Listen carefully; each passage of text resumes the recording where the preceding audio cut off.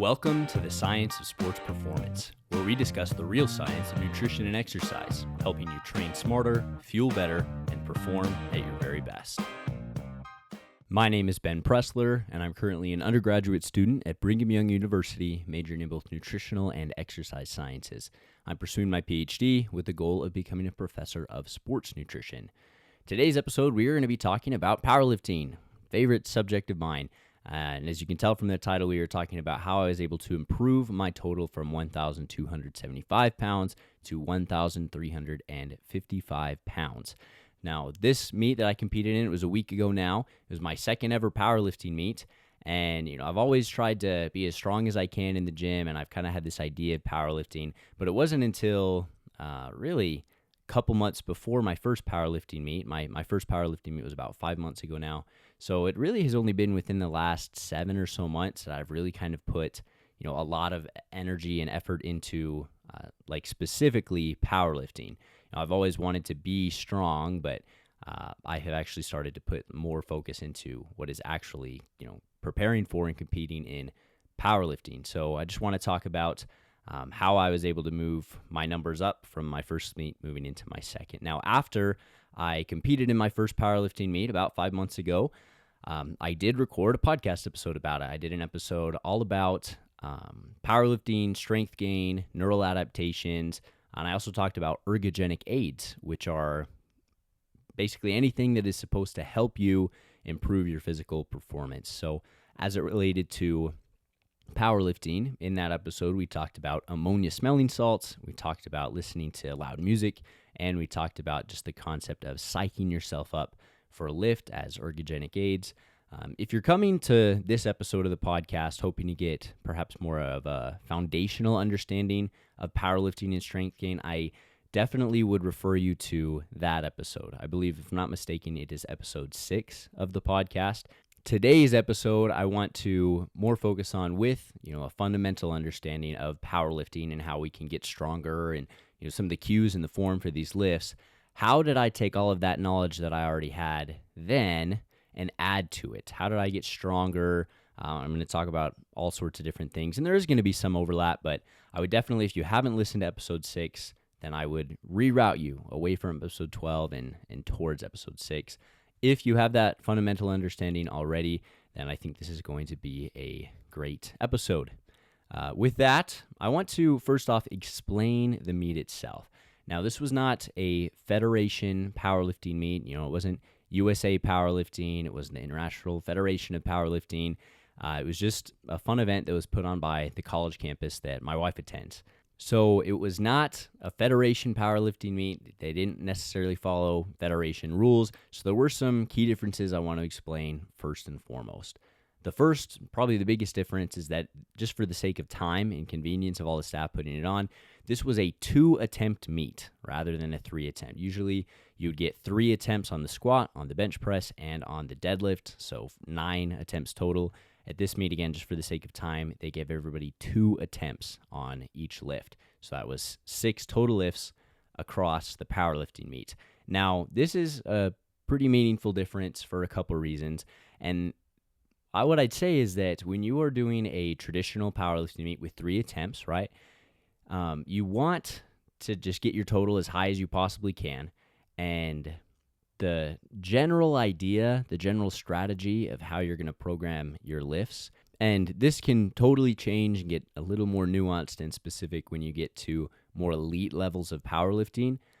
I would not place myself there yet, though, and of course most people aren't. Most people, even who go to the gym and are interested in being powerlifters and getting as strong as they can on the squat and the bench and the deadlift, are not, elite level powerlifters. So as a general guideline for lower level powerlifters, with your 3 attempts, your first attempt should be just something that you can do. It's almost like a glorified warm-up. You just want to get a little bit of weight on the board to make sure that you have something to contribute to your total.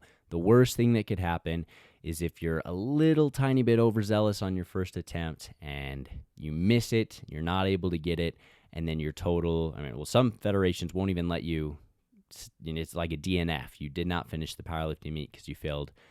Other ones are maybe a little more forgiving in that regard, and they just don't, your your score counted towards your total is 0 at that point, which is very, very bad. If you can bench press 315 pounds, but then, you failed 320, it would have been better for you to bench press 200 pounds or something to get something on the board on that first attempt rather than nothing. So on the first attempt, the general guideline is to lift something you know you can do.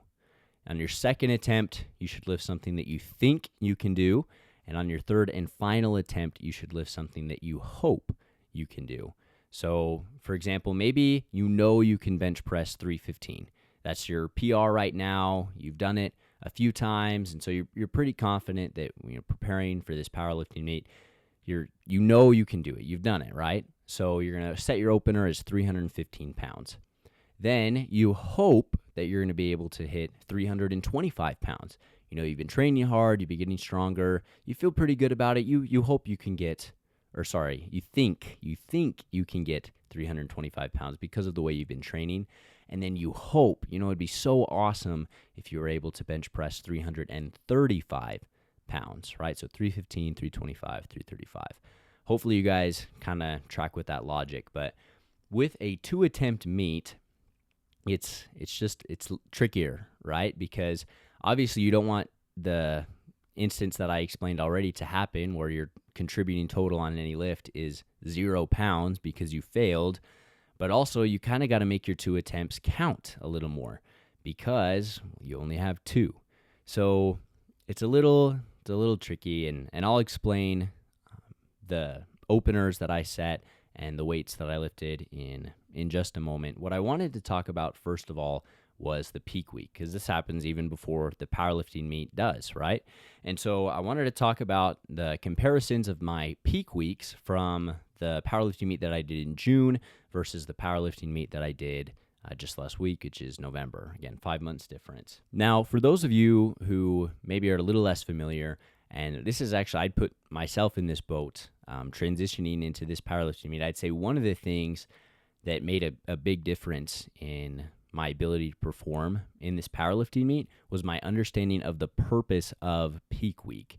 Now, I knew back in June that when you did your peak week, you're trying to practice your heavy singles and doubles, really get comfortable under heavy weight, make sure that your form is good under heavy weight, just get more comfortable and get a more real sense of how much weight you can lift.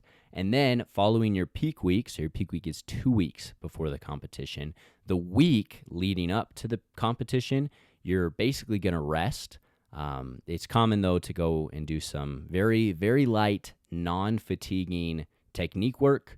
So maybe if your deadlift PR is 500 pounds, then maybe you would go deadlift 300 pounds for maybe just a set or 2 sets just to really practice technique. It's not supposed to be fatiguing. It shouldn't break you down. It's almost just, get a little bit of blood flow going to help you recover. You really do want to be pretty light during your rest week.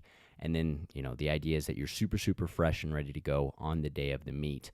Now, that is all correct, everything that I've said, but I learned in between these 2 powerlifting meets that it actually even goes a little beyond that. When you do your peak week, the purpose of it is actually to sort of overtrain yourself. And when you overtrain yourself and then you take that week-long recovery, your performance is actually kind of able to rebound from, you're a little bit overtrained, but then you take a lot of rest. So, of course, when you're overtrained, you're not going to perform very well. It rebounds, and your performance is actually probably going to sit a little bit above your baseline. So, and that's not something that I realized in preparation for the June competition, that the goal is actually to kind of overtrain yourself. This is an idea known as functional overreaching. Now, this is obviously a super desirable effect, this functional overreaching, rebounded performance, perform above baseline, be super strong. But it's actually pretty challenging to overtrain yourself. You need a lot of volume, in this case, a lot of high volume with a lot of high rep, high weight training. And so if you don't kind of have the understanding that you are supposed to be if you don't have the understanding that you're supposed to be overtraining yourself, you're probably not going to accomplish that over the course of your peak week, especially because, as I described my understanding of peak week back in June, my understanding of the peak week was that it's really about just practicing lifting heavy, which is low volume training, very low volume training. In fact, let's take a look. I think in my peak week back in June for each lift, in each workout, I did probably 4 sets, and it was 12 total reps for each exercise. 12 total reps. It's common to do like 12 sets on a muscle group in an exercise. I did 12 total reps.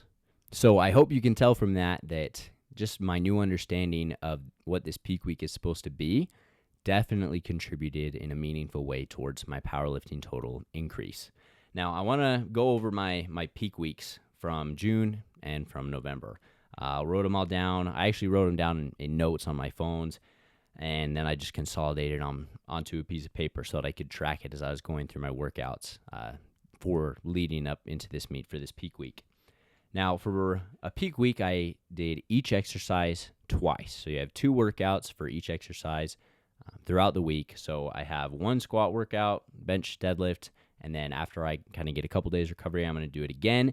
The idea is to do a little heavier, you kind of push the boundary, see how strong you are, and then do it again before you take your week off and go into the powerlifting meet. So for my squat, starting with my squat, in this workout, I started out with a 385-pound single, and it moved okay. I thought it was going to move faster than it did.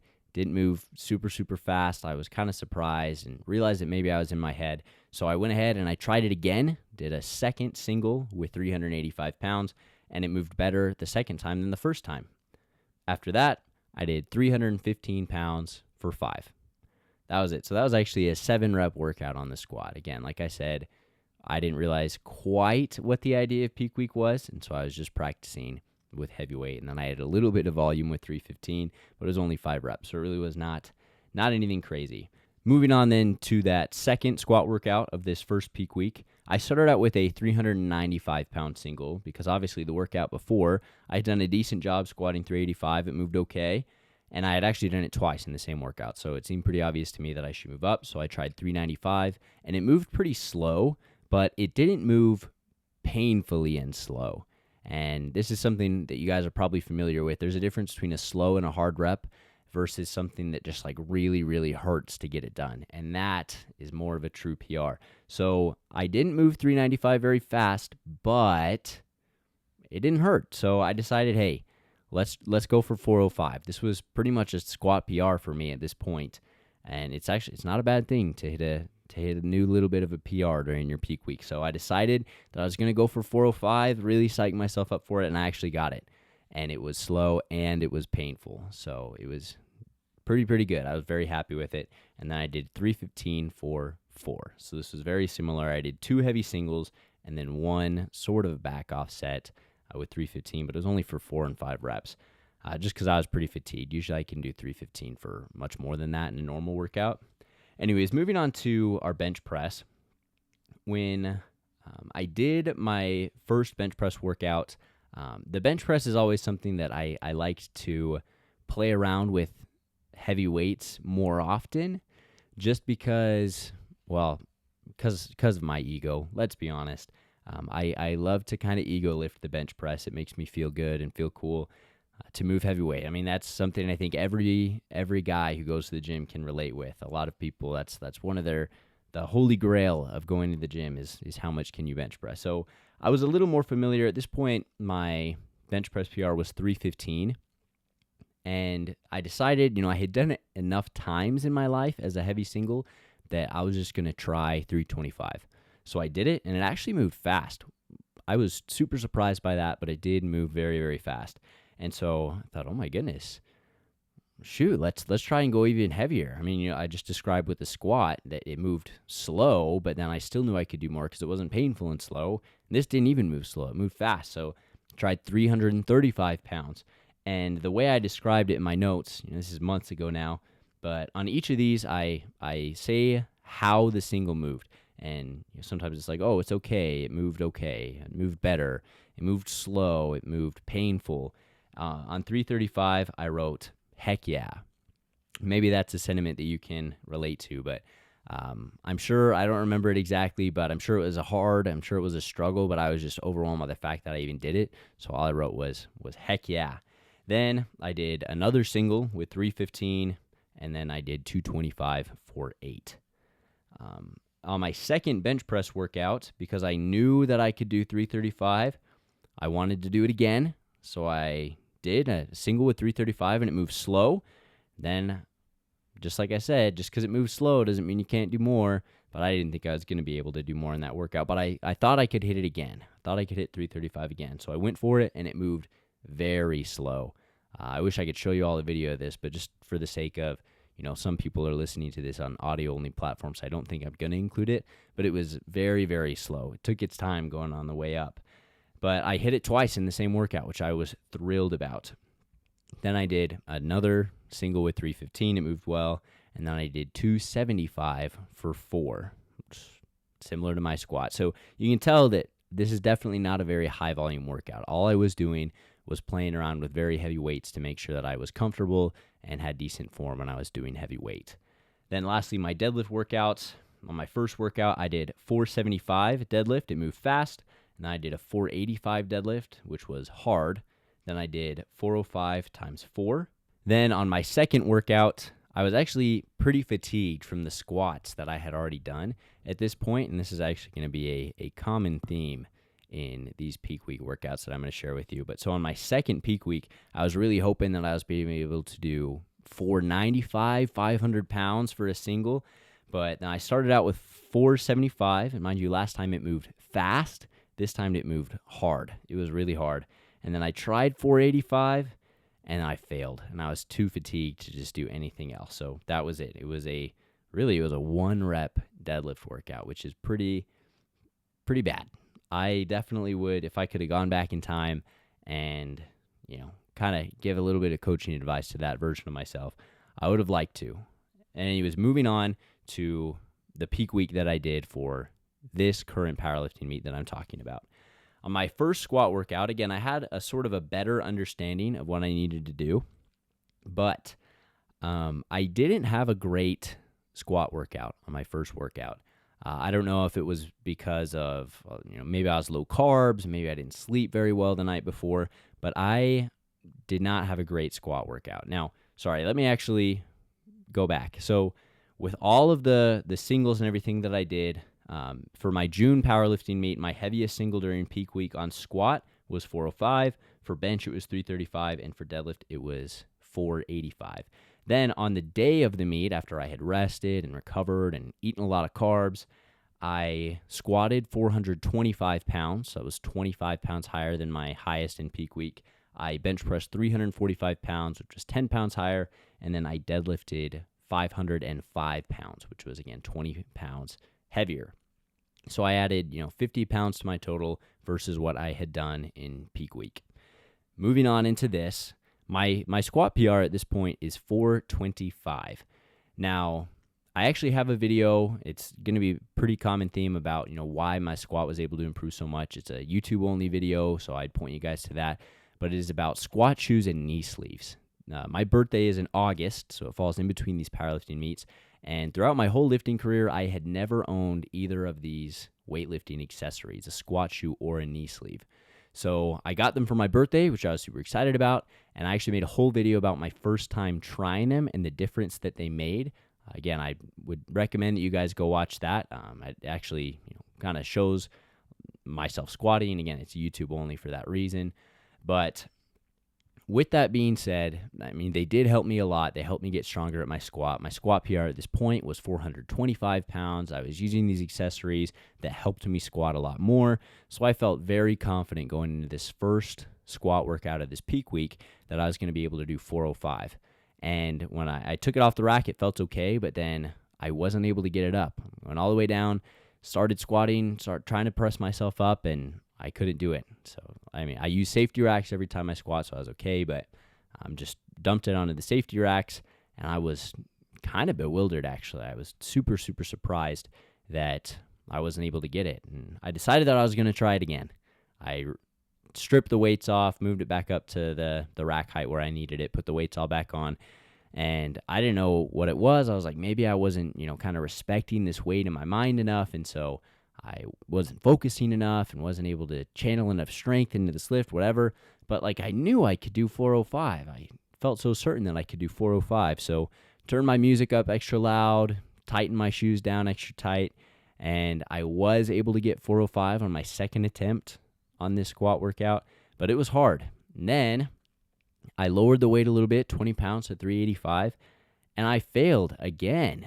So it was a really bad squat workout. And I tell you about this because that's actually was a pretty big influence on how I set my squat starter. Thankfully, it was not the same way for me on meet day. I did much, much better on the meet day. Anyways, with that first squat workout, I then ended with 315 for 6, just because I was really tired and not performing well. I wish I had done more. My second peak week workout for the squat, it was definitely more true to goodness what the peak week workout is supposed to look like. And it went like this. I did a 385-pound single, and it was speedy. That's how I wrote it down. So at this point, I'm feeling much more confident. I didn't fail it like I did the last time. So I moved up to 405. Was really hoping I could get it, and it moved well. Then I did it again. I wanted to see if I could hit 405 twice, and I did, and it also moved well. So then I lowered the weight back down to 385. I had done it for a single at the start of the workout because I wasn't feeling very confident. And then I did it for 2, hit 385 for 2. It was hard, but it was good, and I was proud of myself. Then I lowered the weight to 315, and then I went to failure. I failed on rep 7.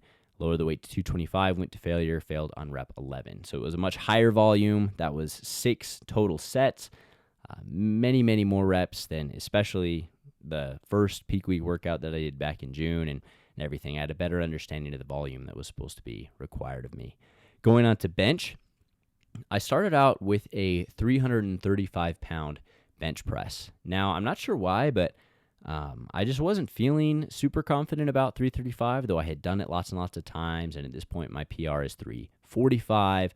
I gotten a lot stronger on the bench press in between these two meets on some of my sets that I was doing in my workout. But some reason I wasn't feeling super great. I guess I just hadn't done a heavy single in a long time. But I was able to do 335 pounds, and it was hard. But then I really felt like I could do it again, so I did, and it was actually very similar to I guess that first squat workout, right? It was a better rep with 335 on the second attempt than it was on the first attempt. It really goes to show you how much your mentality about weightlifting can actually affect things. And I know sometimes that's pretty hard to control, and I'm not a psychologist. I wish I had better tips for how you could control that, because that would be helpful for me and for everybody. But your mentality really can play a big role in powerlifting, I think, especially. After I did those 2 singles with 335, I did 295 for 3, and then I did 275 for 5. I think I also did sort of a burnout set with 225, where I'm sure I got 9 or 10 reps, but I didn't write it down. But for the sake of volume, I want to say I remember doing that, but I didn't write it down, so I have no proof. My second bench workout of the peak week, I started out with 335 again, and it actually moved really easily. I was shocked with how fast it went up. So I thought, wow. My goal for this second powerlifting meet was that I wanted to bench press 365 pounds. It's just very clean. It's 3 plates and a 25 on each side. So I thought, this is the goal I'm shooting for. My previous PR was 345, so it was kind of a big jump, but like I said, I had gotten stronger. I really thought I might be able to do it. So at this point, I was thinking, well, should I try 355 pounds for a single? And I decided maybe I wasn't ready for that, but I tried 350 pounds, and it was hard, but I did get it. So it was actually a 5-pound PR on my bench press during peak week, which I was super happy with. I thought it bids well for the meet day. Then after I had done those 2 heavy singles, I did 315 for 2, I did 275 for 5, and then I did 225 for 9. And maybe that's where I'm confusing myself, because here I did write down 225 for 9. But I don't know, I thought I did it on both. Can't say. Anyways, moving on to deadlift. My first peak week workout for deadlift went really, really well. I was super happy with it. My first one was 475. It was a glorified warm-up. My PR at this point is 505, and it moved really easy. Then I did 495, and it moved okay. It wasn't super fast, but it wasn't super hard, and I was pretty happy with that. I wanted to hopefully get at this meet 545 pounds on the deadlift, because again, that's 5 plates and 25 on each side. It's just really clean and crisp. But that seemed like I was maybe stretching myself too far. I didn't know if I was really going to be able to do it, but it was my hope. It was the thing I hope I could do, like I was explaining. But anyways, I did those 2 singles. They felt pretty good. Then I did 455 for 2, and then I did 405 for 4. Moving on to my second peak week workout. Again, like I said, it's a common theme between my second deadlift workout on my peak week is that I'm just too fatigued from all the squatting and everything I had done. So I started out with a 455 single because I was feeling tired. I think actually, if I can remember correctly, I want to say that I did 455. It was actually going to be a warm-up because I was going to go for 505 as my first heavy single. But then, it just felt bad. What I wrote down was slower than usual, and it didn't really feel great. It was supposed to be a warm-up, but then I didn't think that was very telling that I'd be able to do more in that workout. If that was supposed to be my warm-up, it moved really, really slow. Didn't feel so great, so I just counted it as my first single. It was 455. And then I moved up to 475, and I didn't get it. I failed. So this was actually, don't make fun of me, I'm being honest with you here. This was a 1-rep deadlift workout. And I guess I actually have already said that if I could go back to the June version of Ben, who just gave up because he was too tired and didn't do anything else after he failed his second heavy single, I would have asked him to do something differently. I'm realizing as I say this to you now that is exactly what I did last week. It's been 3 weeks ago now. So I wish I could tell 3 weeks ago Ben that he's dumb and he needed to do a little more volume just to hopefully get that functional overreaching. I did still perform well at my meet, but I guess that is a habit that I have that I'm realizing as I speak to you now that I have, and I need to fix it in my future powerlifting meets. That was all probably hard to follow, but I hope that as I talked about each workout, you kind of got a little bit out of it and were able to kind of tell how I used to structure my peak week workouts versus how you probably ought to and versus how is better. With that, I want to get into how I was able to improve my lifts in all these meets. I want to go over squat, over bench, and over deadlift. Now, at this meet that I did last week, I competed at 225 pounds versus the one in June. I competed at 215. So I was 10 pounds heavier, and that definitely could have a lot to do. Well, maybe not a lot to do, but something to do with why I was able to get stronger. Mass moves mass. I agree with that. It's true. The bigger and bulkier you are, the stronger you're going to be. It's just kind of how it goes. I don't think that's so much heavier that it guarantees me any extra strength. I do believe that I trained hard and got genuinely stronger, even if I had competed at 215 again. But anyways, I increased my squat from 425 to 455 on my squat. I improved my bench press from 345 to 355, and I improved my deadlift from 505 to 545 pounds. Now, I set my openers for this meet at 425 for squat, 355 for bench press, and 515 pounds on the deadlift. Now, it's actually a PR on my bench press and on my deadlift. It was a 5-pound PR. It would have been a 10-pound PR on my bench press, but because I had done a 5-pound PR during peak week, it was a 5-pound PR from there. I really felt pretty confident about it, so I was nervous just because it was a PR, but I felt pretty good about it, and I hit it. Deadlift was the same way. It was a 10-pound PR from what I had done in the previous powerlifting meet, but I really felt like I should be strong enough that I could get it, and I did. Squat, I set my opener at 425, like I said, which was my previous PR from the powerlifting meet. And the reason I did this was just because I was nervous for the squat. I had a couple bad workouts. I did have one much better workout. My second peak week workout of this powerlifting meet was much better, but I still just was kind of in my head and didn't feel so good. I had some experiences that I'm going to kind of talk about as I get into the squat that just kind of made me question whether I was going to be able to do. I wanted to set it at 435 because that would have been a 10-pound PR as well. Because again, with this 2-lift meet, you just kind of got to make your lifts count a little more. So I would have done 425 because, again, it's something I know I can do if it was a 3-attempt meet, but I would have liked to, as a 2-attempt meet, set my opener at 435. But I was just really in my head. Didn't feel so good, didn't know if I was going to be able to get it, so I set it at something I knew I could do, 425 pounds. And again, I would recommend that you guys go watch the short video that I made showing you the videos of the meets on YouTube. It'll be in my playlist, YouTube only, because it's only going to be a few minutes long. it moved really fast, and I was really, really happy with it. I didn't feel so good, but I watched the video. It moved really, really fast, and it did feel okay.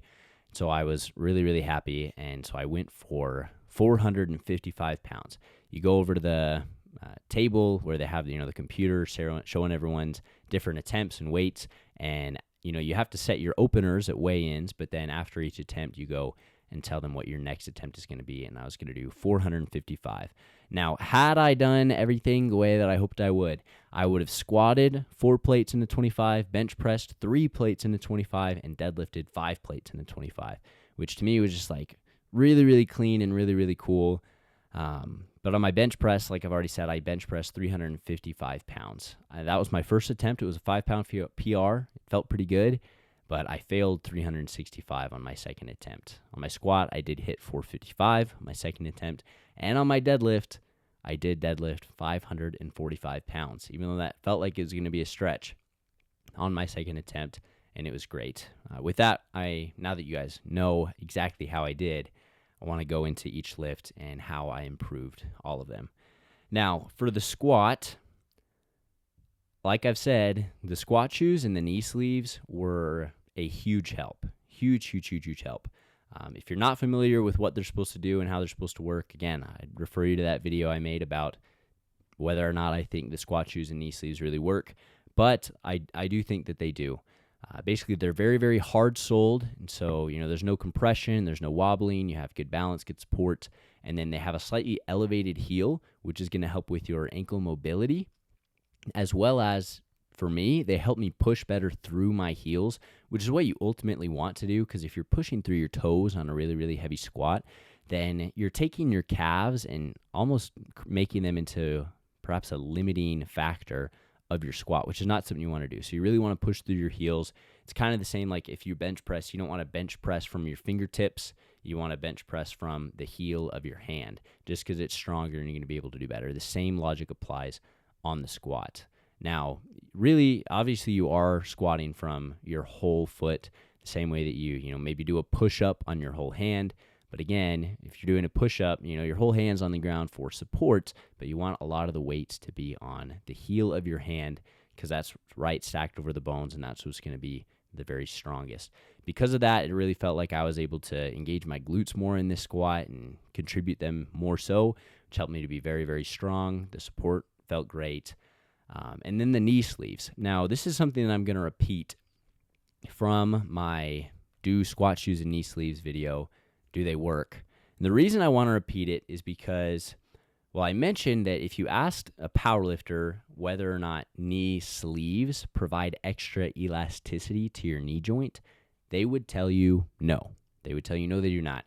There are knee wraps, which is like a big elastic band that you wrap around your knee joint, and the whole point of that is to provide extra elasticity. But the knee sleeve is just supposed to kind of give your knee a hug and help it feel better.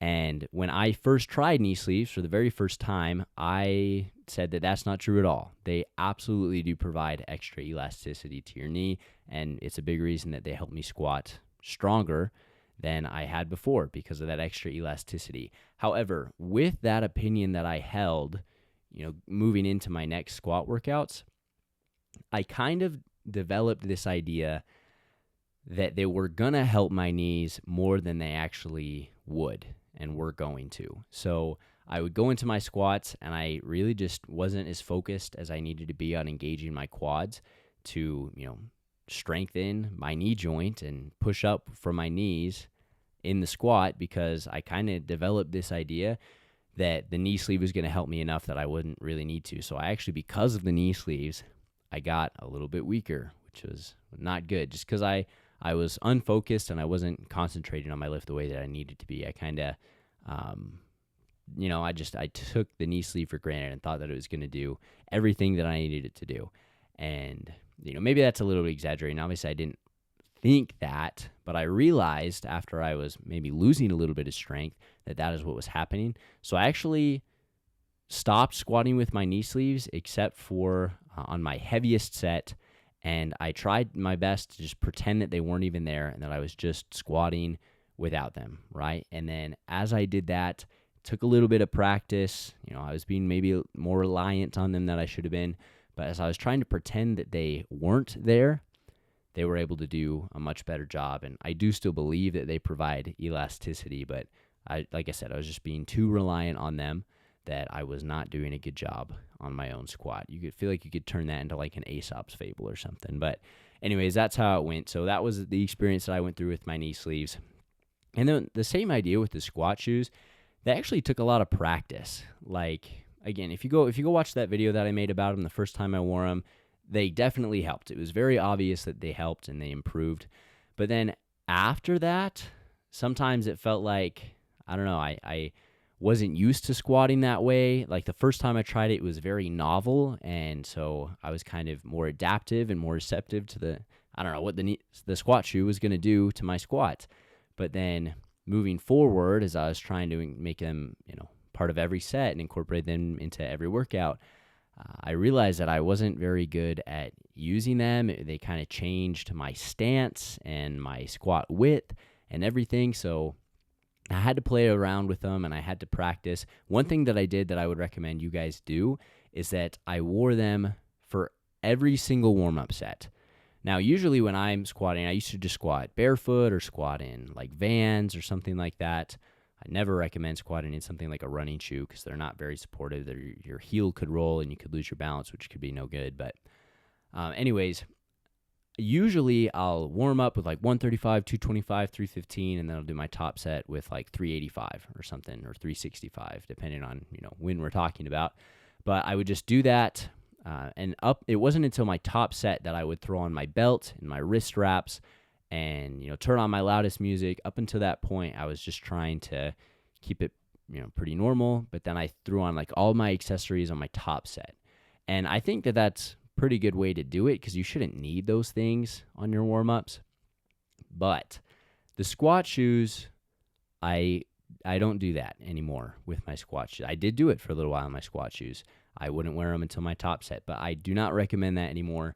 I think that you need to be wearing your squat shoes on every single warm-up set because you want to be squatting with the same stance and with the same mobility on every single set, even your warm-up sets, right? You need to be practicing that stance and the depth and the everything, how you're going to unrack it and how you're going to step back, and you need to practice like you're going to play. So you don't need to wear your belt, don't need to wear your wrist straps when the weight is really, really light. I would actually recommend that you don't because it just kind of helps you be less reliant on those things. Same with your knee sleeves. Don't wear them yet, but squat shoes, just because they're really going to affect the whole kinematic structure of your squat, I think that you need to be wearing them on all of your warm-up sets, and I think that's going to help you a lot. The last thing that I did to really help my squat, now again, I know the squat portion of this episode is probably not super exciting because really what I did is I bought stuff. And it took a little bit of practice, but I think really the answer is that I bought some cool accessories that helped me squat more.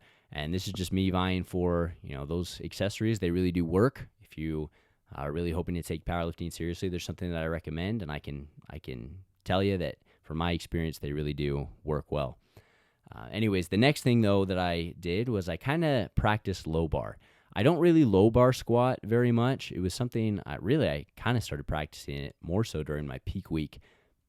I didn't spend a lot of time and energy practicing low bar, but first of all, for those of you who are not familiar, you can squat high bar and you can squat low bar, and they kind of had different pros and cons, but usually your low bar squat is going to be stronger. Your high bar squat, you're really resting the bar kind of on your traps, and it's almost just like, gravity is pushing the bar down and your back is holding it up. It's like sitting down on a table or whatever, right? Whereas a low bar squat, you kind of have that, but you have to lean forward a little more to achieve it, and it's definitely a lot more reliant on your arm strength, your shoulder, your wrist strength to support that heavy bar. But the pros of a high bar squat is that you can be a lot more upright. And so if you are someone who struggles with your lower back on a squat and the strength to kind of hold your back at an angle despite that much weight being on it, then the high bar squat can really be good because you're just able to be more upright, so your lower back and your back extensors are not going to be quite as limiting on your squat. However, if you're doing a low bar squat, you're basically shortening your torso. And so then you are able to, well, it's how do I explain this? It's almost paradoxical. Basically, when your torso is shorter, it's easier to hold up that weight with your back. Whereas if your torso is longer, you don't have to do as much of an angle, and so it's easier on your lower back. They're both kind of supposed to be easier on your lower back. But really what that does when you're at that low bar and it shortens your torso is it helps you use your glutes a little bit more than your quads. And like I said, there's a lot of individual variability in femur length and calf length and hip mobility and ankle mobility and torso length and all these different things about how you exactly are going to squat. If you're trying to figure that out, if you're trying to get into powerlifting, really what you need to do is just talk to a coach wherever you live so that you can get that advice from them and figure it out, because it really is different for everybody. There is actually an exercise that you can do to talk about your ideal squat stance. It's something that I did. Basically, you just measure your ankle mobility in degrees, and then you measure all of your joint lengths. And then, so your ankle to your knee to your hip, and then you can measure your hip to the point where you rest the bar on your back during a squat. If you squat flat-footed like in Vans or barefoot, then that's super easy. If you use a squat shoe, then you're going to need to factor in the height of that squat shoe. But it's something that I did a while ago. It was actually kind of a fun exercise to do. And then you just want to draw yourself out, and then you want to make it so that your hip angle is such that where you rest the bar is directly over your midfoot, the arch of your foot, because that's where you want your base of support to be. So if that's something you want to do, something you can try. I don't know, if you want to reach out to me, see if I'll do that for you. It really depends on how many of you guys reach out to me. I can't do it for 100 people, but if a handful of you guys reach out, I'd love to, I don't know, try that out for you. If you can send me your leg lengths and things like that, it'd be a fun thing to do and kind of a fun thing to realize. Anyways, to wrap up the squat, I do reverse pyramid training for my squat, which means I start with my heaviest weight for the lowest reps, and then each set I lower the weight and I increase the reps ideally. And I'll do 4 total sets for the squat. On my squat workout, I do leg extensions and leg curls and calf raises and all those different things. But anyways, so I'd say a normal workout for me would be like to do 385 pounds for 3, and then 365 pounds for 5, and then 335 pounds for 7, and then 315 for 8 or something like that. So each set, I lower the weight a little bit and I increase the reps. And that works well for me on squat.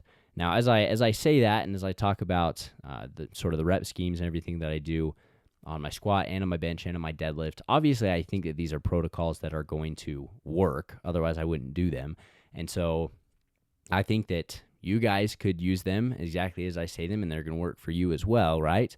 But I'm not saying that this is the only way or the way that everyone should do it. You know, I'm not trying to get into controversy or there's lots of different styles. And there's lots of different styles that work. I'd say the most important thing is just something that you enjoy doing. I enjoy reverse pyramid training. And so if you prefer high volume or standard pyramid training or 5x5 or whatever, if you're going to put a lot of energy into that, that is going to be the most important thing for you. Otherwise, I think these are great protocols to do. Moving on to my bench press. First of all, I'm sad I didn't get 365 pounds at this meet. I really wish that I could have come on to this episode and said, well, this is how I increased my bench from 345 pounds to 365 pounds. But unfortunately, I can't. I can only tell you how I increased it to 355 pounds. But I'm still pretty proud of that. 365, actually, I mean, this is kind of sad, but it didn't move well at all. And, you know, I wish that it did, but it almost would have made me, like, more upset if it was, like, really, really close and I didn't get it. But it just didn't move well. And so I think that 355 was a more true PR for me, and so I'm happy to know that that's where I'm at right now.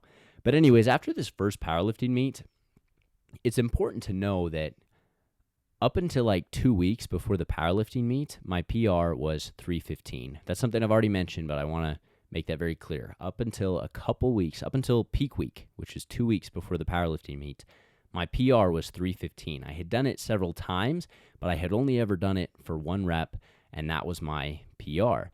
Now, after my peak week and after the powerlifting meet and everything, it was now 345 pounds. And that was just a lot stronger than I expected it to be at all. And so I was blown away with what I was able to do. It felt like there was so much, bench press potential that I didn't even realize was there, that I could have been tapping into that I wasn't. So like I've already said in this episode, mindset is a huge thing in powerlifting sometimes, which is actually sometimes pretty frustrating, I think, because it can be a very, very hard thing to control. It's actually a topic I'd love to get into, maybe have like a sports psychologist come onto the show and kind of talk about that. How can we control our mindset a little better? Have a little bit more autonomy over our own mindset as we go into sporting events. I mean, of all different kinds. Everybody gets jitters and nervous, whereas when you're confident and you're feeling good, usually you can perform very, very well. So it's something I'd love to learn more about and perhaps, talk to an expert on, and I think that'd be valuable for you guys. But just because of what I was able to do in this powerlifting meet, I did have kind of a personal mindset shift. And so I thought, wow, like I really thought 315, I've only ever done it for one every time I've done it, but I thought it was my PR, but apparently my PR is 30 pounds more than this. Like, what if I can do it for 2? That'd be so cool. Every high schooler who goes to the gym dreams of bench pressing 315 pounds one day, right? So I was just like, oh my goodness, how cool would it be like if I really could do it for 2 reps? Like that'd be awesome. That'd be incredible. And so I, after, obviously took a few days off after the powerlifting meet to recover, but after I went back to the gym the first time after the powerlifting meet, I wanted to go bench press, and I wanted to see if I could bench press 315 for 2. And call it what you will, I'm going to call it mindset. I was able to do it just because I realized that it really probably was within my realm of possibilities.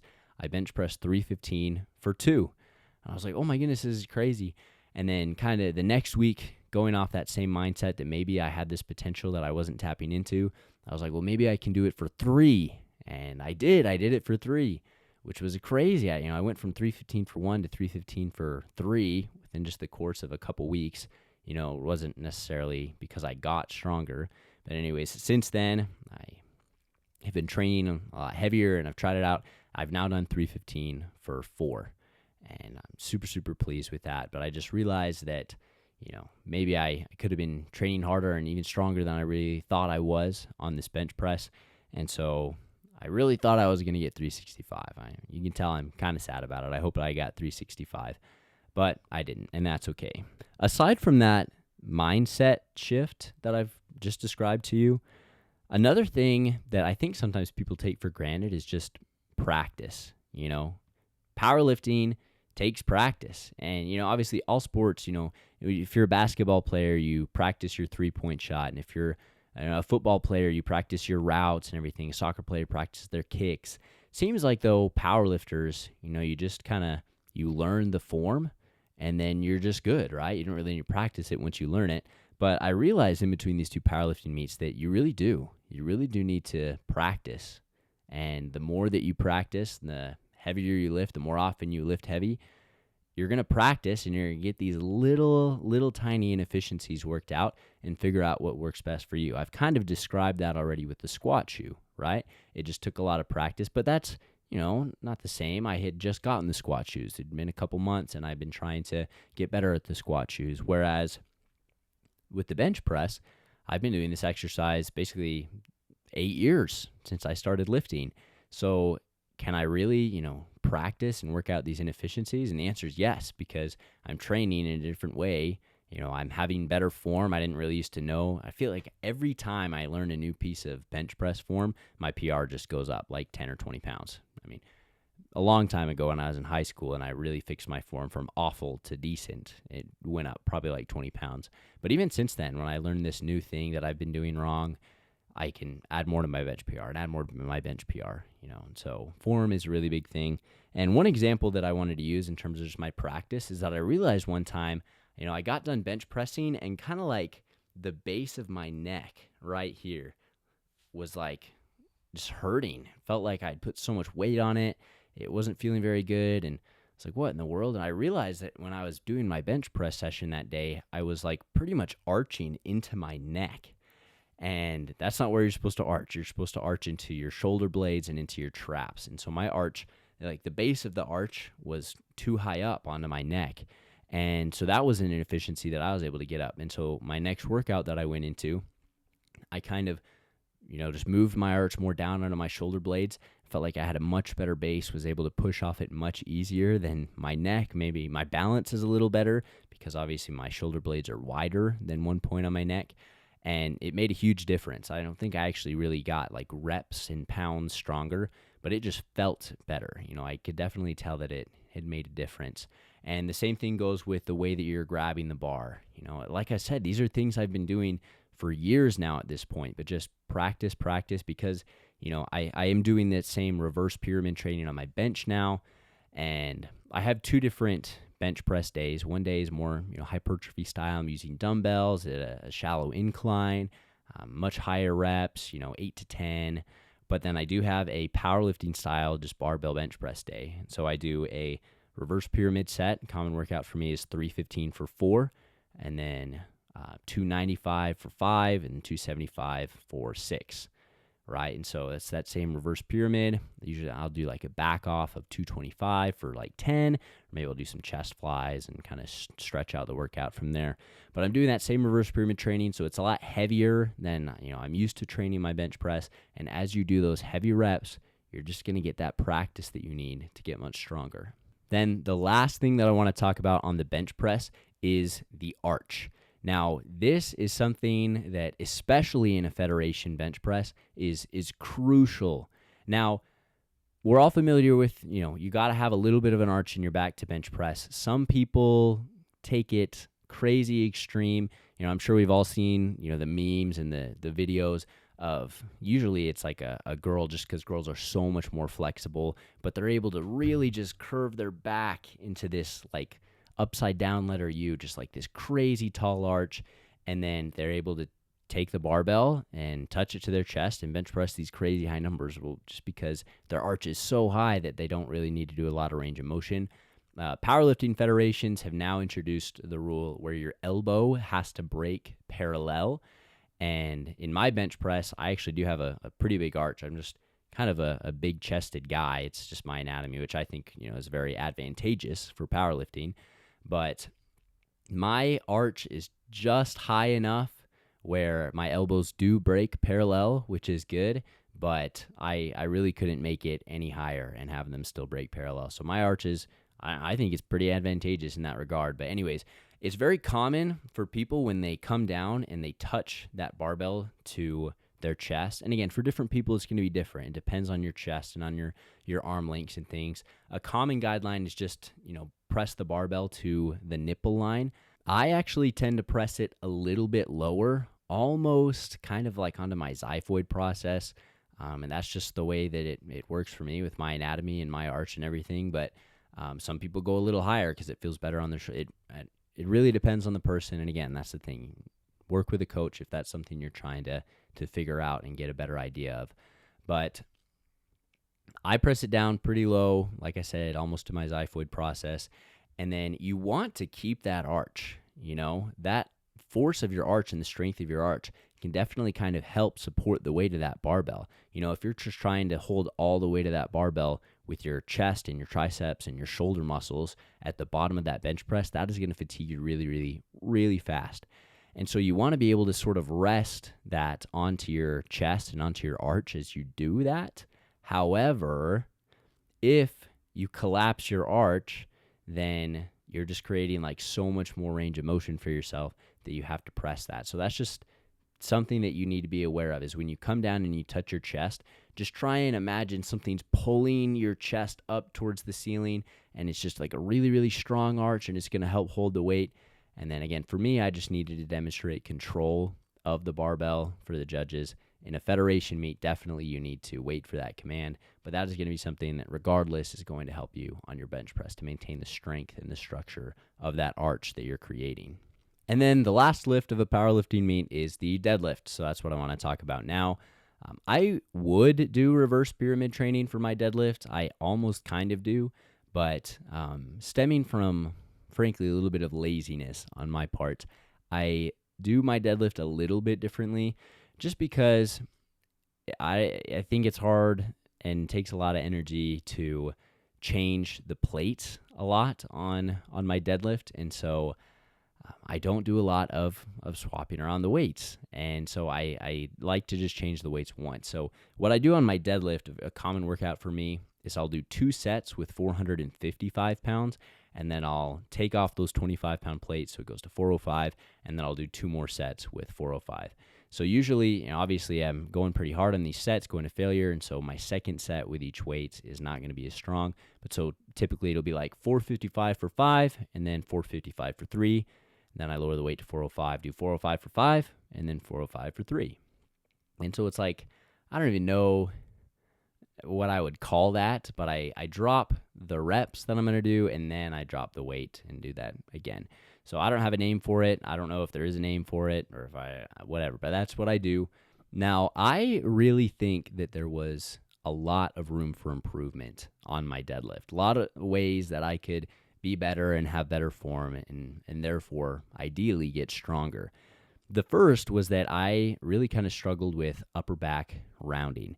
Now, I've talked in my last episode about powerlifting, and I hold the same opinion that a little bit of upper back rounding is fine. Like, it kind of depends on the person. And for a lot of people, if you want to have like this really rigid, stiff as a board, torso, that could limit your deadlift in a lot of ways. So to have a little bit of round in your upper back, of course, maintaining a neutral lower back for your safety, but to have a little bit of rounding in your upper back, and then you can ideally just kind of straighten yourself up at the top of the rep, I think is fine. I think it's just it's a great way to do the deadlift if that's how it works for you. That being said, I think that same exact thing can also kind of be a vice. I think that there are some people who think that that's what works better for them, and so that's why they do it. However, in reality, that is something that is, ruining their deadlift. Maybe ruining is a strong word, but sometimes it can be a struggle to straighten out your torso the way that you need to finish out that rep, and for that reason, your deadlift's not going to be as strong as it could be. I don't think I was necessarily in either of these camps. I think I was somewhere in the middle.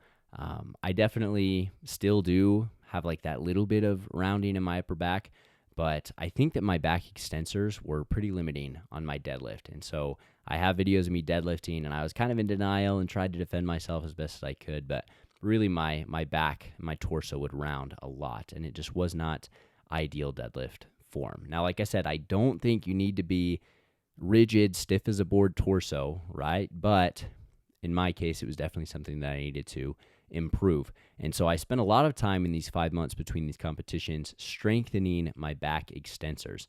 I would do, classic on like a back hyperextension machine, that one that locks in your feet, and then you kind of have this big half circle pad for your hips to go on, and then you can hold weight, or you can just do it with your body weight, and you use your back extensors to straighten yourself out. It's like a reverse sit-up, right? So I did a lot of that in these 5 months between the competitions. And the one thing I also did was I incorporated barbell rows, because in a barbell row, you really can't have that round in your back. You want to maintain that very rigid torso so that you can then work your upper back muscles in the row. Now, the barbell row is not really something that I would recommend for the sake of hypertrophy. If your goal is to, if you're just a bodybuilder, not a powerlifter, I really think that you should be doing something that is chest supported. And that's an idea that I've had for a long, long, long time, and I still agree with it. And I still prefer to do, for the sake of hypertrophy, a chest supported something. But if you are a powerlifter who is trying to incorporate different accessory movements that can help them get stronger in powerlifting, I think that could be a great one. As a powerlifter, what upper back exercise are you going to do? Think a barbell row, because you're getting a lot of that sort of static strength, which, in your extensors and everything, which is what you need in a deadlift. And so I think that's a really great idea. Now, another thing that I did in these months leading up to the powerlifting meet was that I used straps on my deadlift less. Now, for that powerlifting meet that I did back in June, I basically always used straps in my deadlift workouts. And so then leading up to this powerlifting meet, I had to figure out whether or not I was going to be even strong enough to hold on to the bar. Because in powerlifting, you're not allowed to use wrist straps, not wrist straps, but lifting straps. You're not allowed to use them for grip. You just have to grab onto it. It's very common to do like a hook grip where you hook around your thumb, or just to do a switch grip where, the bar can't roll out of your hands. That's what I like to do, is a switch grip. And leading up to my June powerlifting meet, I really just kind of hoped and prayed that I would be strong enough. And I was. I did 505, and I was pretty happy with that. But what I've done now is I do 2 sets of my deadlift workout without lifting straps. And so like I've already said, I'll do like 455 for 5, and then 455 for 3, and then 405 for 5, and 405 for 3. On that first set with 455 and on that first set with 405, I will not use lifting straps. Now, what I'll do is I'll use the switch grip on my first set, and then I'll put on lifting straps on my second set with 455, just to hopefully get, focus more on the posterior chain and the muscles that I'm trying to work on the deadlift. But then going to 405, I use the switch grip again.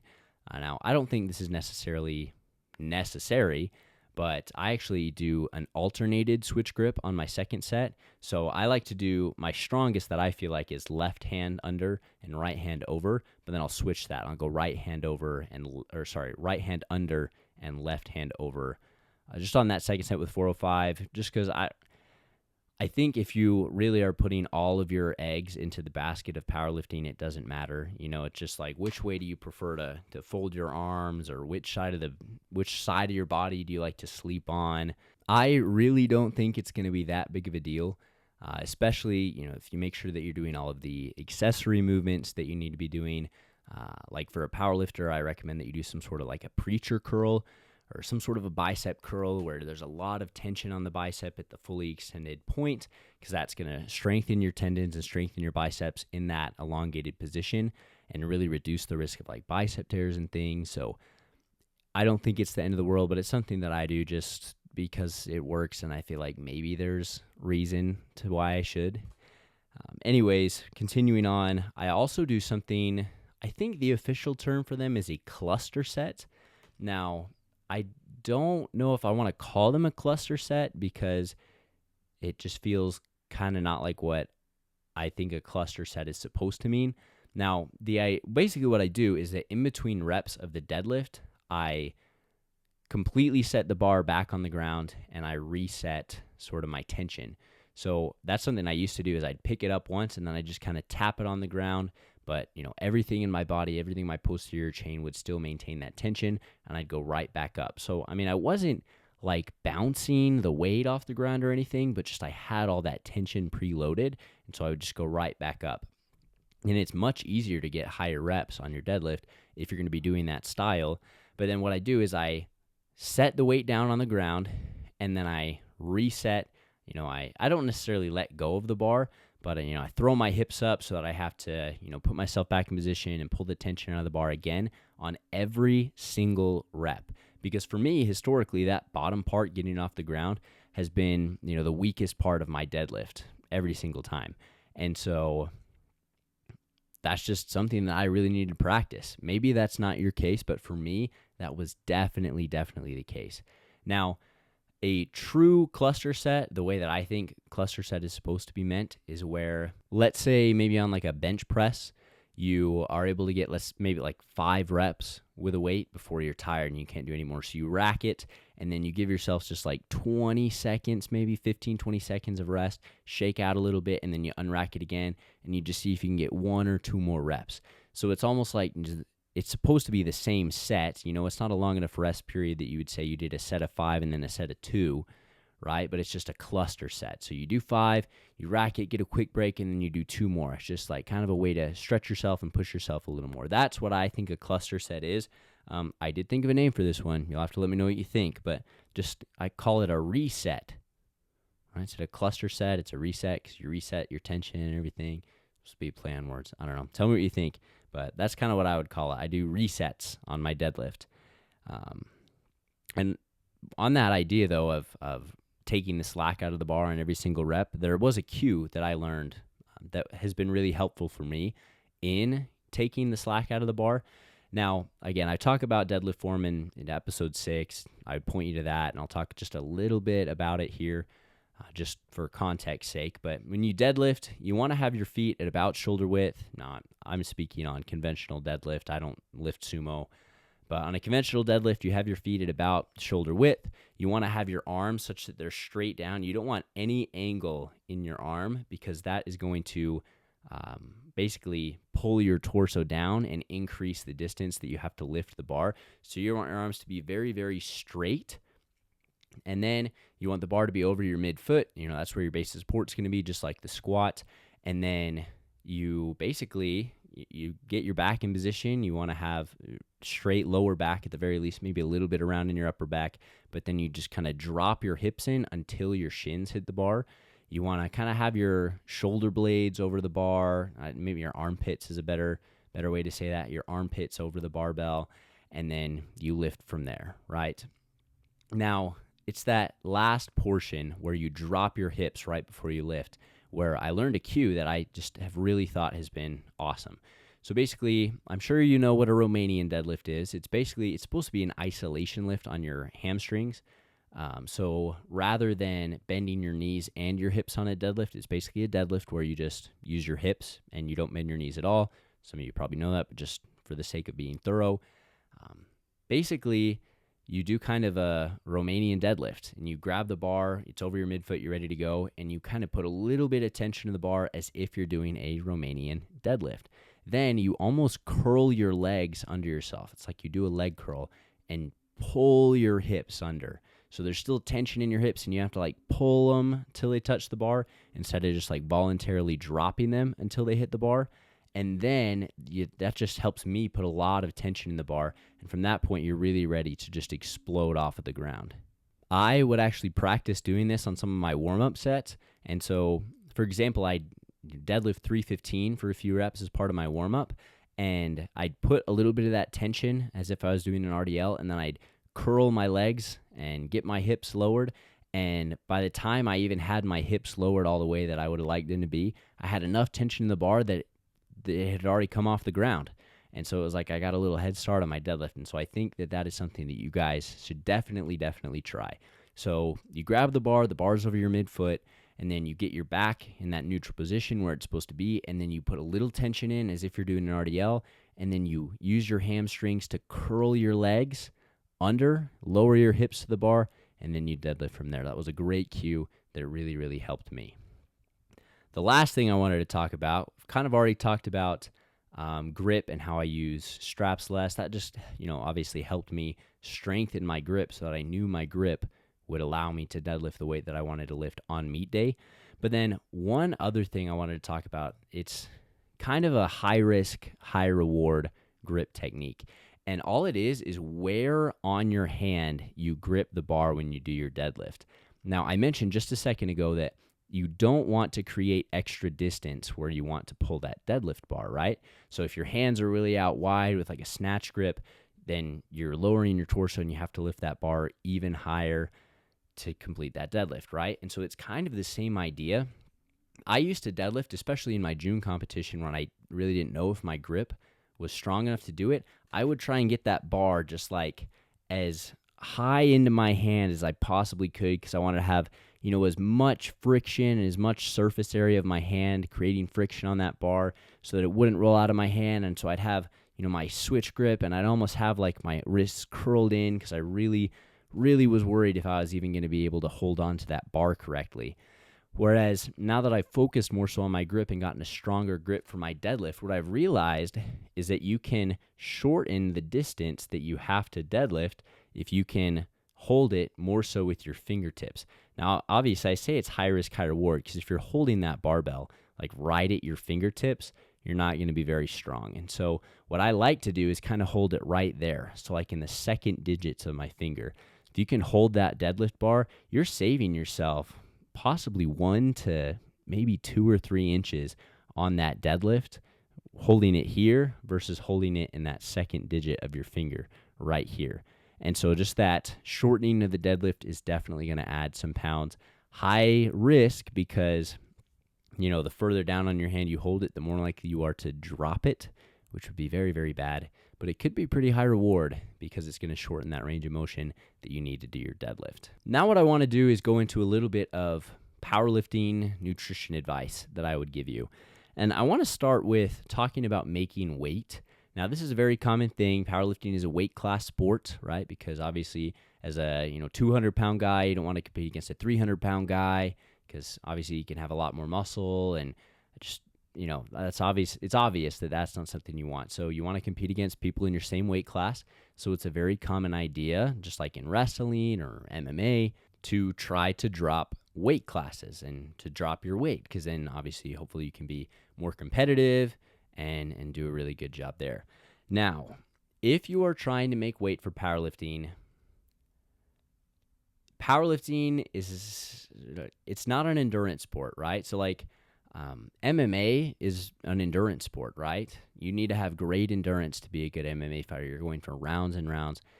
Wrestling, more or less so, maybe not so much as MMA, but there's a lot of endurance involved. And so a lot of adrenaline and a lot of mindset and just pushing yourself really hard can really help in those regards. And those concepts of just mentality and pushing yourself and adrenaline are very true for powerlifting all the same.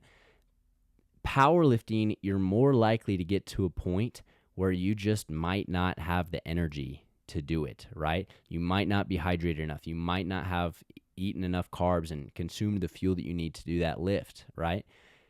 It's the complete opposite of an endurance sport. It's one rep and just trying to lift as strong as you possibly can.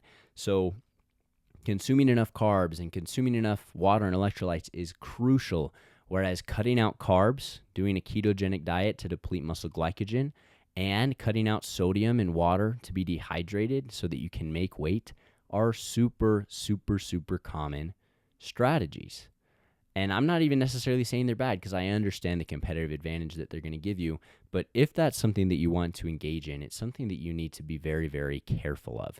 Now, again, this powerlifting meet for me, hold on, let me go back. The June powerlifting meet, I did employ some of these weight cutting strategies that helped me get down. So I weighed 215 when I lifted, but I actually weighed in at 208, which was great, right? So 7-pound difference from cutting carbs and cutting water was great for me. But I weighed in on a Thursday morning, and then the competition wasn't until Friday night. Now, again, it was just because it wasn't a Federation powerlifting meet. It was put on by the campus, right? And so at this campus, they just said, hey, come in during business hours the day before the powerlifting meet and get weighed in. So it worked out. I went in the morning, and then I had basically 2 full days to rehydrate and to eat lots and lots of carbs, and it worked really, really great for me. This time I didn't do that just because I didn't really care to, so I competed at 225. But anyways, in a Federation powerlifting meet, it is much, much more common for you to basically step on the scale and then compete an hour later, right? And so if you are super dehydrated and super depleted and super miserable, then it's not worth it, right? The weight that you've lost to make weight and go into whatever weight division, you have more than ruined yourself by doing that. You're not going to be able to lift the weight that you hoped you could have. You would have been better off to stay a higher weight and just lift heavier, right? So how long do you have before weigh-ins until the lift? It's common for you to maybe weigh in the night before you lift, and then you lift in the morning, right? It just depends on the competition. The more time you have between lifting and weigh-ins, obviously the more extreme you can be, but I would almost just go ahead and say it's not worth it. It's not worth it to try and deplete yourself really, really heavily if you're weighing in very, very close to your time of competition. It's not worth it. You need to be eating the carbs. You need to be drinking the water. Those things are going to make a huge, huge, huge, huge difference. Now, obviously, protein is a very important thing for building muscle and building tissues. That's going to be the next episode. Actually, I'm going to do another episode of Nutrition 101. We're going to talk all about protein. Now, that's very important for the building phase. I just wanted to touch briefly on protein because on the day of the meet, I'm talking about meet day nutrition, protein is not a huge deal, all right? Obviously, it's important, right? But you probably are going to be consuming enough carbs. I would encourage you to eat enough carbs that you're going to be in like a small calorie surplus, right? So calories are not an issue for the day. You're probably not going to be metabolizing protein to create glucose, right? So you probably are going to be very protein sparing in your body, and protein is longer to digest. And so it could cause maybe a little bit of just feelings of bloating, and especially in a squat and a deadlift when you're trying to brace really, really hard, that can make you feel nauseous and uncomfortable. So all the good things that you're normally supposed to eat, like fruits and vegetables and fiber and protein on your meat day, are not very important, right? You want the fuel, but you want to keep very, very little food in your digestive tract. Now, that might seem maybe a little weird for powerlifting, but think of it like a marathon. If you're a marathon, do you want to have a big stomach full of broccoli and steak and, fruit and everything? No, because you're going to be running and it's just going to jostle around. You're going to feel very nauseous. You're going to feel very sluggish and very slow. Really, what you want is candy. Candy, honestly. I, on the day of my powerlifting meet, had just a bunch of Nerds gummy clusters and Rice Krispie treats. It was great. It was the best day ever. Now, I did have some protein, right? I brought some protein shakes, some protein powder. But, I don't want you to feel like you need to, the day of the powerlifting meet, the amount of protein you eat is not going to have any effect on how strong your muscles are. So just on meet day, that's something that a lot of athletes need to kind of understand, is that carbs are your best friend. Matter of fact, I remember one time in high school, there was this girl I went to high school with. She was a soccer player. And I think she posted on her Instagram story or whatever, a picture of her. It was before her big soccer game on Saturday morning. Her and her family went to IHOP. And she commented on it. She's like, hey, don't worry. I didn't get pancakes. I got an omelet. And that was her trying to say, obviously the goal is to be healthy. It's the day of your soccer game, right? You don't want to eat an unhealthy thing when you're trying to be an athlete. But I didn't have quite the same understanding back then, but I think about that now, and I think, oh my goodness, it was a soccer game. You're going to be running miles and miles. You need carbs. A big stack of pancakes with a bunch of maple syrup on it is exactly what you want to eat before a soccer game. Not an omelet. That omelet has no carbs in it.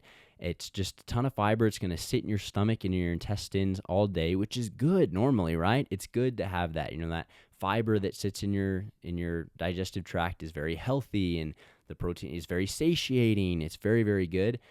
But on the day of athletic performance, carbs. The last topic of nutrition I'll cover is that of supplements, especially just caffeine and creatine. Now, creatine is something you really, really want to be loaded up on as much as you can. Now, I take 10 grams of creatine every day.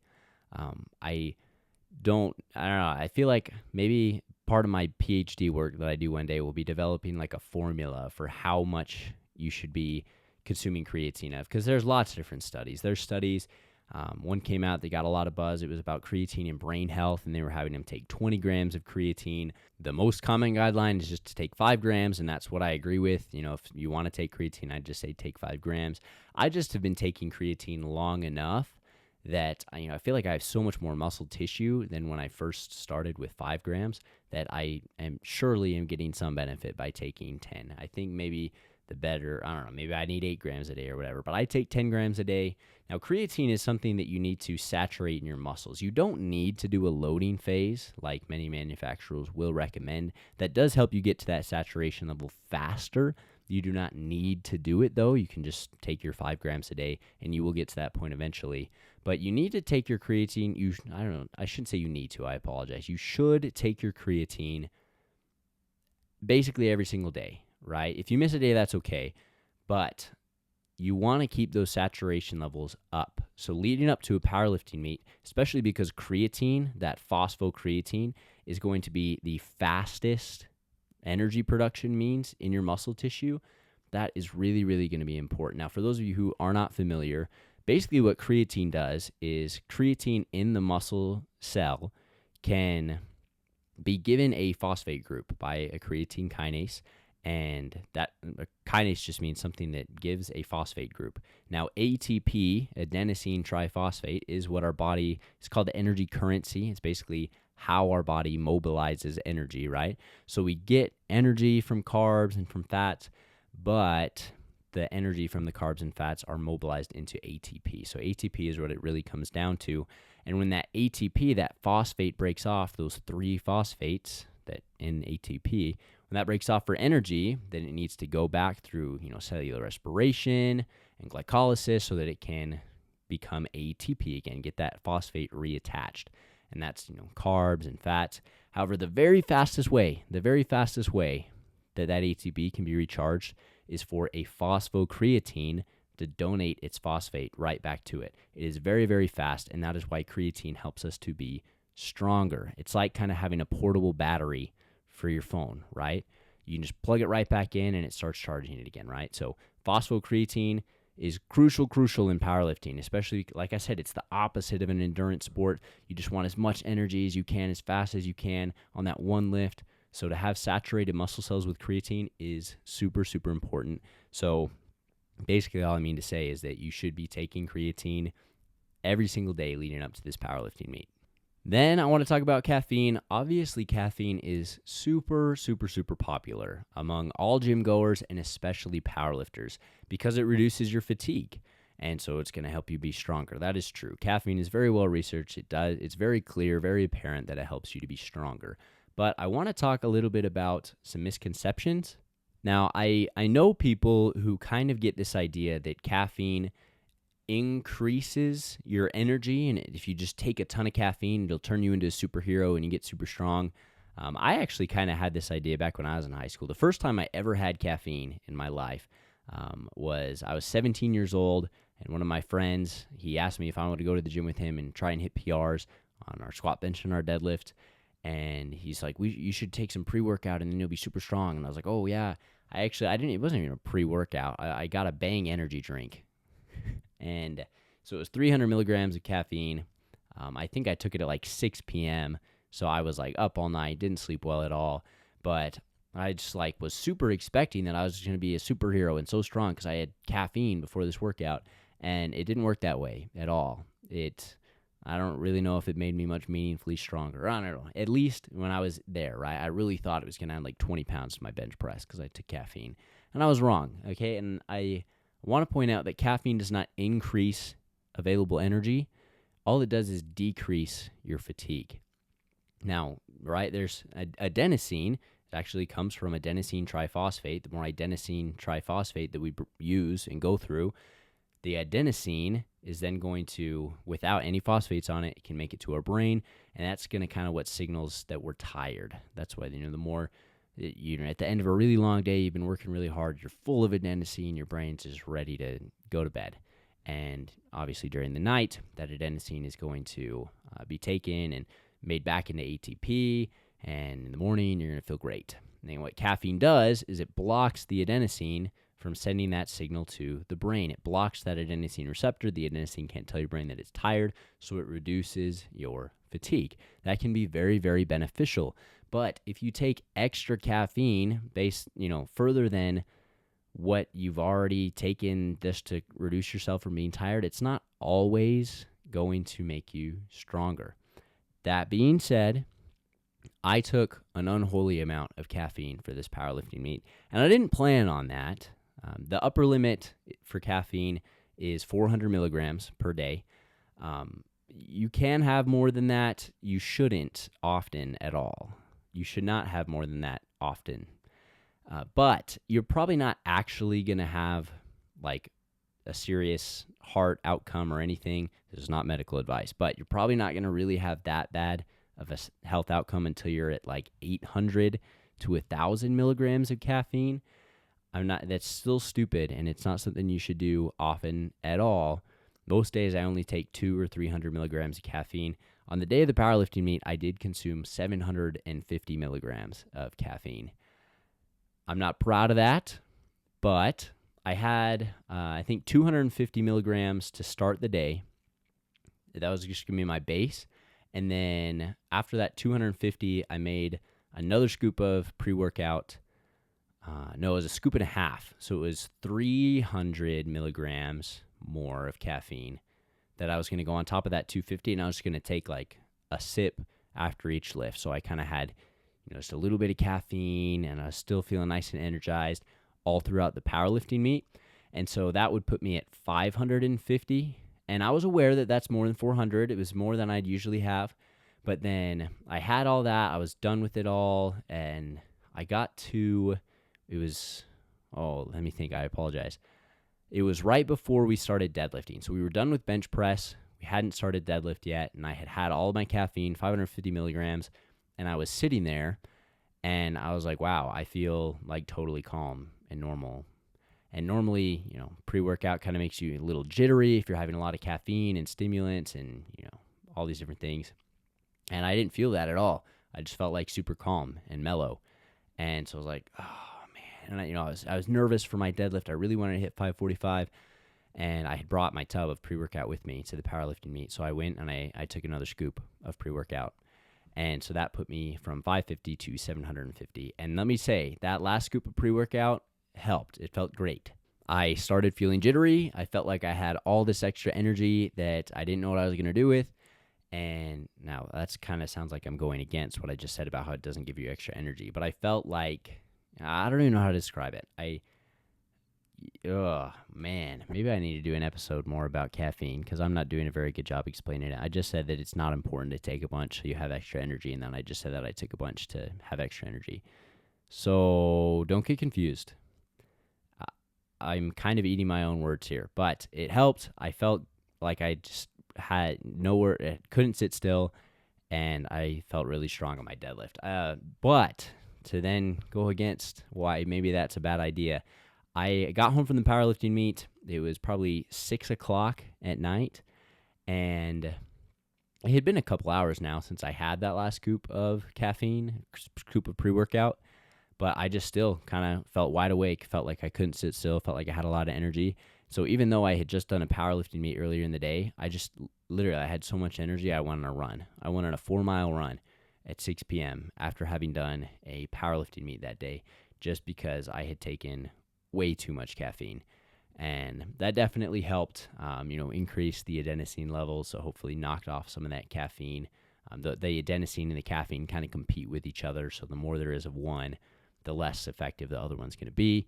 But then it helped. And anyways, that's caffeine. I would say if you're inexperienced with caffeine, then you do not need much at all. Like 200 milligrams, if you're inexperienced with caffeine, is like peaking it out, right? Now, mind you, like a soda, Dr. Pepper, or a Mountain Dew has like 40 to 45 milligrams of caffeine. So 200 milligrams really is going to do it. It's going to do a good job. I am very experienced with caffeine. I have maybe 200 to 300 milligrams, not every day, but every day that I work out and every day that I go to the gym. And so for me, that was just normal. Maybe I'll take a double scoop or a 1.5 if I'm really trying to go crazy in the gym that day. So that point, that puts me at maybe 400, right? And then just for the sake of the powerlifting meet, I was going to do like 6. And that's not something I would ever do, but once in a blue moon. Again, this is not medical advice. Nobody go overdose on caffeine and have a heart attack and sue me, because I'm telling you it's a bad idea. But it was a weird situation. It's not something I would recommend to have taken that last scoop of caffeine pre-workout like I did. And I don't know, I did it anyway, and I felt strong. And I'll just leave that there. Take it how you will. Last couple things I wanted to talk about to wrap up this episode is, first off, I brought a lawn chair to the powerlifting meet, and everyone kind of laughed at me. But they laughed at me in a way that was like, wow, that's actually kind of smart, right? Because they had chairs there for the spectators and everything, but there's hard plastic chairs. I didn't want to sit in a hard plastic chair when I'm trying to recover in between super heavy squat and deadlift attempts. I wanted to sit somewhere comfy, so I brought a camping chair and set it up at the back of the gym. Had it was like a little fort, man. I had my Nerds gummy clusters and my protein shake, my Rice Krispie treats, and my lawn chair. And it just felt great. It was awesome. It was a great way for me to recover and rest and not feel sore or anything. I don't think you need that, but I think I'm proud of it, and I want to share it with you guys. Then I want to talk about music a little bit. If you want to learn more about music and the effect that music can have, that is in episode 6 of the podcast. You can go listen to that, and I go over the study and everything.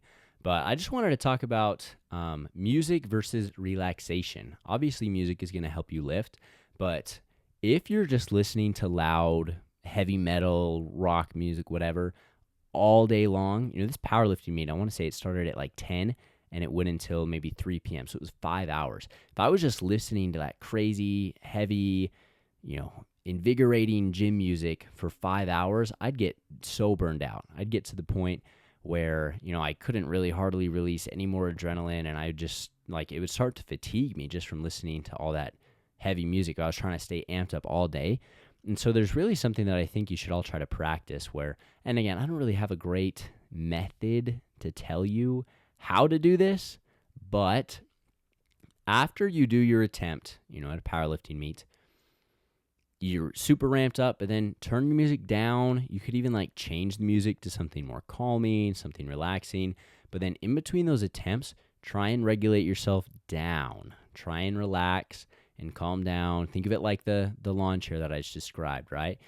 You wanna be able to relax in between these attempts. You want to be comfortable, right? And then when you're getting ready for each attempt, then you can ramp yourself up. So that's what I'd recommend. Try and have a balance, right? Be amped up when you need to be amped up, but then when you don't, when you're in those breaks between attempts, try and calm down, try and relax, and that is going to help you just kind of let that energy that you have just last longer and serve you better in the final attempts of the meet. The last thing I wanted to talk about is visualization. Now, this is something you just got to practice. It's a mental thing.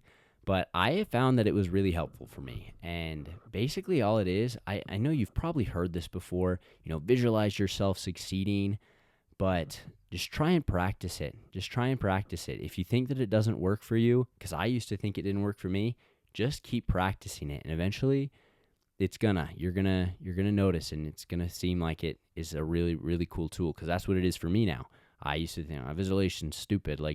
I just imagine myself doing it, and then I didn't know really how it worked, but it's not free, right? I can't just visualize myself bench pressing 500 pounds and then it's going to happen, right? But we've talked about several points in this episode how mentality can have a huge effect on your performance in powerlifting, for better or for worse. And so trying to pair your mentality with maybe your past successes, what you can do, and visualize yourself doing the things that you have reason to believe that you can do, right? Imagine the feeling like last time you hit a bench press PR. What was that like? You did it. It was hard, but you did it. That you can do that hard thing because you've done it before, and that you've gotten so much stronger in training because you added so many reps to, how many times you could do a bench press with a certain weight or a squat or whatever. You have these little wins, remember them and get yourself in that mindset. And because of that, just visualize yourself doing it and get to the point where there's no version of yourself in your head that is not going to complete that lift. Obviously, it's not perfect, right? I really thought I was going to be able to bench press 365, and I didn't get it, which was sad. I visualized it. There's no version of myself that wasn't going to get it, but then obviously there literally was a version of myself that didn't get it. Obviously, I'm not saying it's perfect, but it is something that I really think helped. Try that. If you're cynical, just try it, okay? It's really, really, I think it's going to help you. It's a really cool thing. So that's that. Thank you for joining me on this episode. That was probably, I don't know, sometimes I don't feel like when I just talk about an experience I had, it maybe was super impactful or organized, but I really hope that some of you guys can get a lot out of this. I learned a lot in between these two powerlifting meets. My total went up 80 pounds. Really proud of the way it was able to work out. If you have questions, if I didn't explain something very well, please leave it in the comment section. I believe there is a comment section on Spotify and Apple now, ? I haven't verified that, but I've heard it. Maybe the rumors are true. If you have questions, though, definitely, obviously on YouTube, leave those comments there. And I would love to hopefully explain anything better that maybe I haven't done a great job of in this episode explaining to you. If you are enjoying the show, guys, please, please, please. I know that all of your creators always ask you to like and subscribe, and it's annoying, but it really does help the algorithm understand that people are enjoying the content I put out and that it should recommend it to more people. Otherwise, you can share this episode with a friend or a family member, someone you think might, someone who powerlifts and you think might benefit from hearing some of these advices that have helped me improve and do better in my powerlifting meet. I thank you guys for joining me on today's episode. This has been The Science of Sports Performance.